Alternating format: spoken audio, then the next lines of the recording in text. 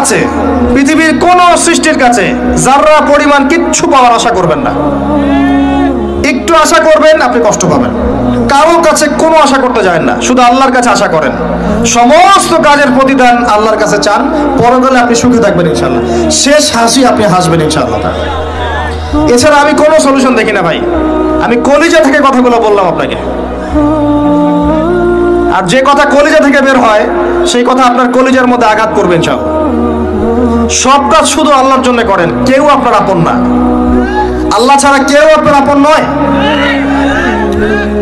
আপনি ভুল করবেন যদি আপনি অন্য কাউকে আপন মনে করেন। আপনার পলিটিক্যাল লিডার, আপনার প্রশাসনের স্যার, আপনার পরিবারের স্ত্রী, আপনার সন্তান, হাবি হাবি যা যা আছে, যদি মনে করেন আমার আপনজন, আপনি ভুল করবেন। সবাই সবার স্বার্থ চেনে, সবাই সবার স্বার্থ চেনে।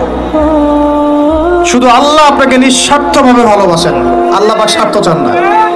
সারাটা জীবন পাপ করে থাকলেও একটা বার দাঁড়িয়ে খালি বলেন আল্লাহ আস্তাগফিরুল্লাহ ওয়া আতুবু ইলাইহি, মন থেকে বলেন আল্লাহ আমি ভুল করেছি, আল্লাহ আমাকে মাফ করে দাও। এক মুহূর্তের মধ্যে আল্লাহ পাক আপনার সমস্ত গুনাহগুলোকে নেকিতে পরিবর্তন করে দিবেন ইনশাআল্লাহ। আল্লাহ ছাড়া কেউ নাই আপন। আল্লাহর জন্য খালেস করে ফেলেন নিজেকে, তার দ্বীনের জন্য চেষ্টা করেন।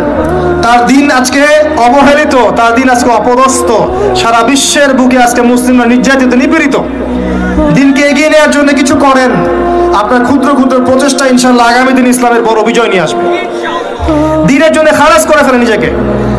আপনার সময় আছে এখন, জ্ঞান অর্জন করেন, জ্ঞান অর্জন করেন, পড়াশোনা করেন, আলেম